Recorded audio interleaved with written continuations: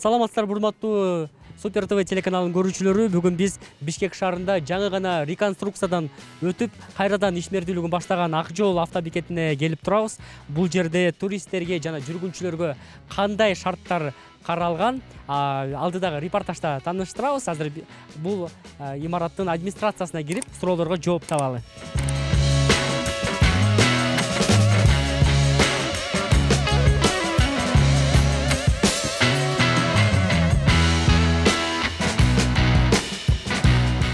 Урматтуу телекөрүүчүлөр, биз азыр дал ушул Ак Жол автобекетинин негиздөөчүсү жана инвестору Дүйшөн Сооронбаев агайыбыздын жанында турабыз. Саламатсызбы агай?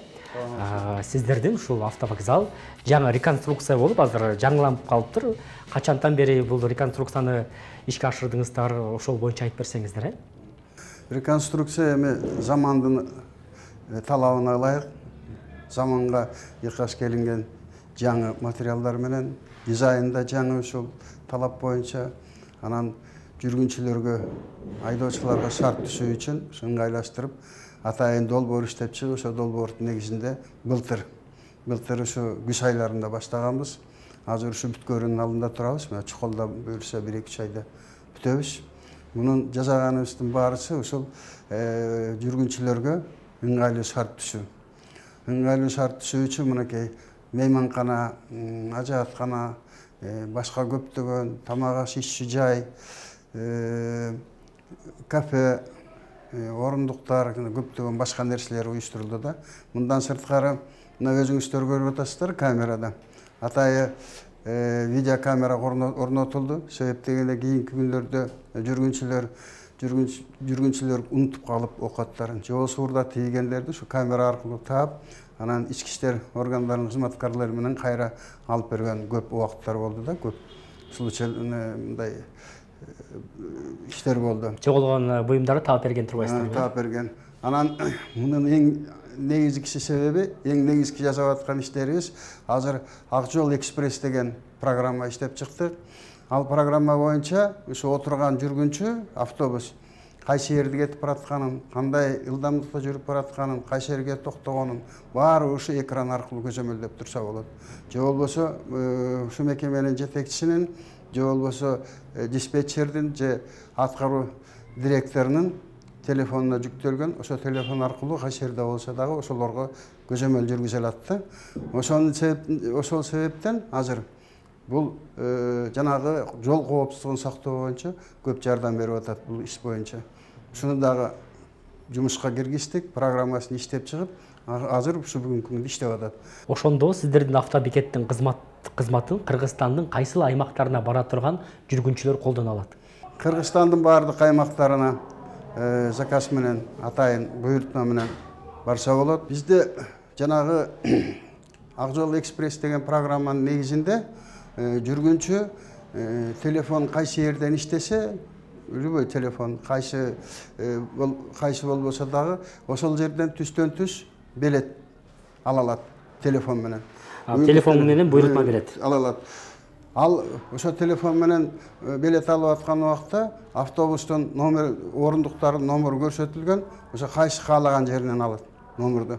Же болбосо мына мисалы үчүн Кочкордо, немеде, Токмокто, жандан берки айылдарда жашаган кишилер, жүргүнчүлөр, ошо жерден телефон менен билет алып, анан бияка диспетчерге телефон аркылуу айтса, бул жерден кетип бараткан машина ошол орундук калат да, кетип баратып, ошол кишилерди ала кетет. Же болбосо ал киши бияка келип билет алып, кайра ошол жолду кайра баспай, ошол жолдон эле кете берет да. Мындай эми бул жерден туруп караколдон билет алып, же болбосо барып келгенин билет алса, барганында келгенин дагы ошол алып келинип турат да. Ал ошол телефонуна жүктөлөт. Ал телефондон өзү эчтеке албайт эле, телефонду көрсөтөт, телефондо билет турат, ошо менен отуруп кете берет. Жүк жеткирүү кызматтары дагы барбы? Мисалы Кыргызстан аралык кандайдыр бир жүктү Бишкекте туруп Ысык көлгө же Ысык көлдө туруп Нарынга жеткирүү. Мындай уюшулган жанагы кичинекей окат, пакет, же болбосо конверт бербей турган жүргүнчүлөр келет ушул жерге. Бул жерде атайын иш иштеп атат, ошо диспетчерде атайын киши иштейт. Ошо адамдын берип аткан адамдын номерун баарын каттап алып, анан бере турган адрестерин каттап, телефонун алып туруп, шоферлорго дайындайт. ташуучулар барып ошол жерден алчу адам күтүп атса же болбосо күтпөсө ошо телефон аркылуу сүйлөшүп баланча жерде болом алып кет деп бул ишке да ашып атат.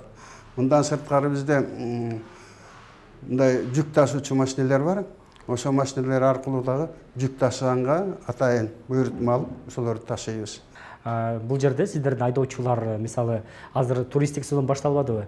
Анан чет өлкөдөн келген коноктор дагы бар да, атайын ошо чет өлкөдөгү конокторду тейлөө үчүн кандайдыр бир сабактардан өтүшөбү? Биз эми мындай кылдык да, диспетчерлерди, кассада отурган кызматкерлерди ушу англис тилин толук билбесе дагы ушул күнүмдүк пайдалануучу тилди жакшы билген кишилерди алып атабыз. Мындан сырткары биз ушу сезондун башталарында алдыдагы милдеттер жөнүндө ошо туристтерди тартуу, жанагы эч алуучуларды тартуу боюнча анан бүткөндөн кийин ошонун жыйынтыгын чыгарган чогулуш өткөрөбүз. Бул ошо баардык коллективде өткөрүлөт да. Мына мисалы үчүн Чолпон Атада 200ге жакын ташуучулар бар. Караколдо 150ден ашык ташуучулар бар. Ошолордун баары чогулабыз дагы кандай кемчилик кетирдик, аны кандай оңдош керек, ошонун баарысын талкуулап туруп жасайбыз. Ишке ашырып атабыз да. Эң негизгиси азыр биз ушу айдоочулардын турпатына дагы, кийим кешегине да көңүл бөлүүгө абдан шарт койдук. Тазалык боюнча, жүргүнчүлөргө жасаган мамиле боюнча, жанагы эки жок дегенде ушул жана бытовой сүйлөшүүгө, каяка барасың, билет мынча сом, каерден түшөсүң, токтоюңбу, жүрөлүбү деген сөздөрдү үйрөнүш үчүн атайын биздин айдоочулар менен иш-аракет иштери жүргүзүп атабыз да. Эми баарын эле англис тилче билет деп мен азыр айта албайм, бирок ушу бүт жана күнүмдүк керектүү сөздөрдү үйрөнгөнүнө аракет кылып атабыз. Анда сиздердин ушул Ак Жол автобекеттин ичине таанышып чыгайлы. Байкасак бул жакта мейманканалар дагы, тест атын борборлору да бар экен. Бизге тааныштырып чыгыңыз анда борбордун ичин. Жүрүңүз. Гос номери 480 маршруттан 3-чү перрондо турат, 2-чи перрондо.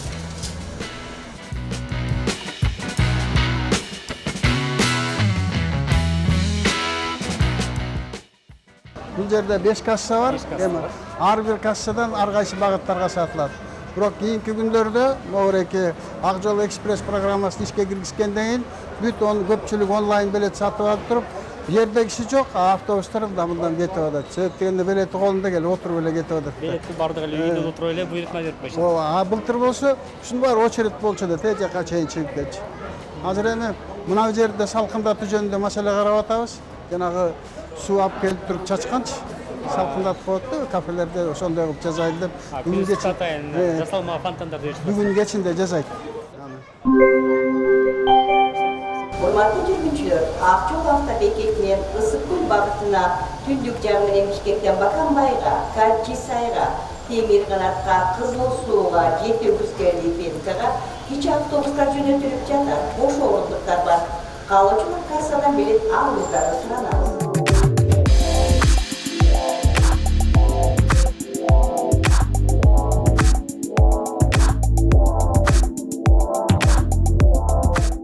Могуреки диспетчер анан сурап билүүчү жайда. Бул жерде атайын 2 киши отурат. Көтөң ушул иш менен алектенет да. Жанагы эки келген жүргүнчүлөр такси жөнүндө сурап калса, же болбосо көчөлөрдүн аттарын, же бир кайсы бир мейманканага токтой турган болсо, же бир көчөлөрдү таппай атса, мына ушул жерден жардам берет. Баардык толук маалыматтар бар бул жерде. Ушундан сурап билип алса болот да. Мына бул жер болсо келген жүргүнчүлөрдү түшүрүү перрону. Ал эми могу катар тизилип турган машинелер бул жеңил таксилер. Келген жүргүнчү, түшкөн жүргүнчү келгенден кийин ушуларды алып кетсе болот да, ушу таксилер алып кетсе болот. Ошондо бул жерден сиздердин жүргүнчүлөр кааласа жеңил машинаны, кааласа автобус, кааласа маршруттук такси менен жүрүңүз, анда кийинки жагын көрөлү. Анан бул жерден керек болсо суу сундук, кичине тамак ашанып, буну ачка келгендер ичинде атай жай жасап койгонбуз да. Бул жака ач болгондор тамактанса болот. Атайын тиги справочныйды дагы, муну дагы ушу жерге чукул кылып жасадык да. Жүргүнчүлөр көп убара болуп ар кайсы жактан иштебей, ушул жерде маселелерди чечип алганга. Бул жер мейманкана, хостел. Анан ажааткана, эне жана бала бөлмөсү бар да үстүндө. Балалуу жүргүнчүлөр бул жака келип Балалуу жүргүнчүлөр ушул жерге келет. Бул жерде кровать, раковина барысы бар да, там жуунуп, алмаштырганга шым тигип. Ал жактарга да кирсек болот, көрсөк болот. Көрөлү жүрүңүз. Намаз окуй тургандар үчүн атайын даараткана душ, анан ажааткана эркектер аялдар үчүн. Үстү Бул жерде ушул жерди тейлей турган, эгерде мейманканага жатып, анан тамак иче турган болсо, бул эшиктен кирип, жанагы сыртында дагы терезелер ачылып, биягынан да кирип тамактанып алышса болот. Түндүн кайсы маалы болсо дагы. Мейманкананы кириш үчүн башка бүт кийимдерди алмаштырыш керек. Өтө бериңиз, өтө бериңиз.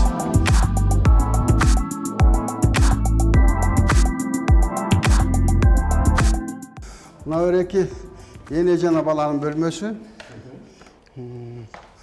Мунун ичинде мынакей энеси дагы эс алса болот, баласы дагы орой турган.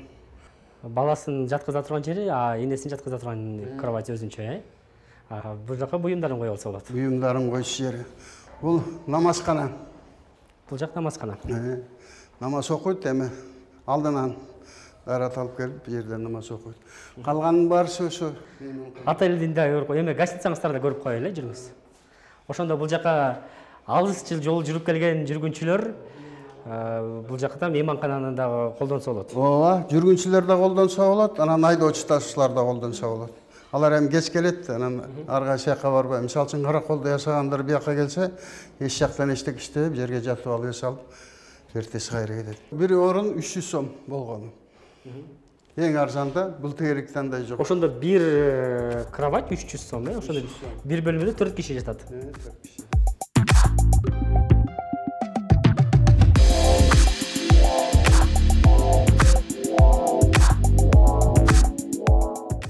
Урматтуу көрүүчүлөр, биз азыр дал ушул Ак жол автобекетинен Кыргызстан аралык жүргүнчүлөрдү ташыган айдоочунун жанында турабыз. Бул жерде Караколго кетүүчү автоунаа турат. Ассалому алейкум. Ассаламу алейкум. Атыңыз ким? Майрамбек. Майрамбек мырза, ошондо Каракол Бишкек Каракол багыты боюнча сиз айдоочу турбайсызбы? Ооба, көп жылдан бери иштейбиз. 2010дон бери иштейм ушакта. Ак жол автобекети эң ыңгайлуу, эң жакшы, таза, билет менен по закону иштейт. Ар бир биз документибиз туп-туура, патент, путевка, как положено, медтен күндө өтөбүз, механиктерден өтөбүз, машина күндө тех кароодо болот. Ошо эң жакшы, көп жылдан бери иштеп жүрөбүз. Бизге түшкөн клиенттер бар, довольный. Билбейм, анча-мынча клиенттер боло берет эми.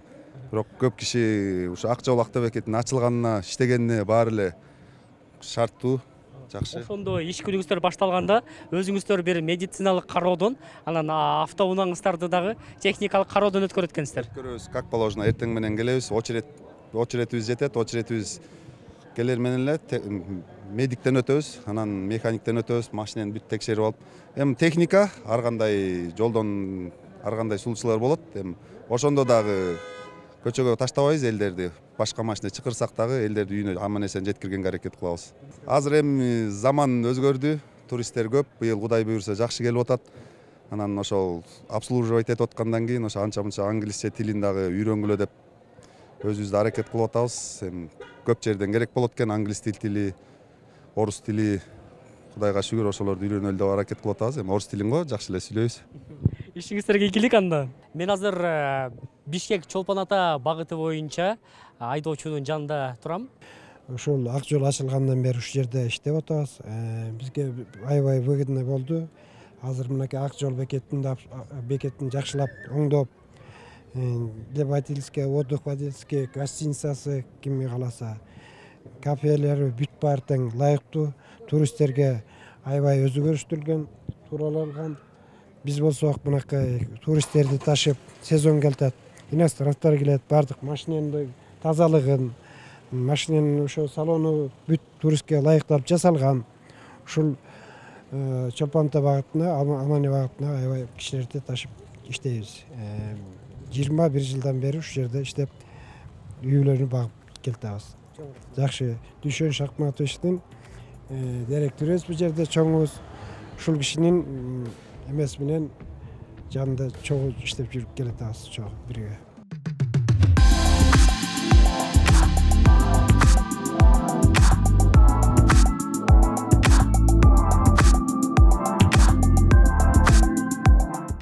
Мен азыр Каракол багытына билет алдым.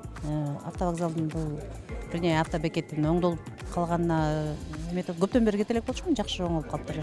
Жарык, приятно. Азыр бар билет алдым, бат эле очереди жок эле билет алдым.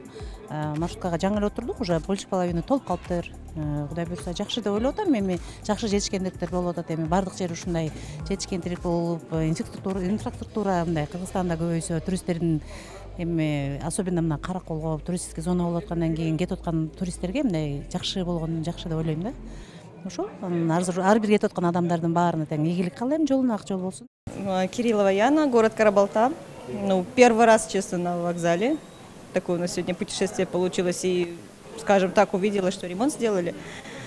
Чисто, уютно, удобно, касса рядом. Прям на Иссыкульда быстрее взяли билет. Больше очередей нету, проблем нет.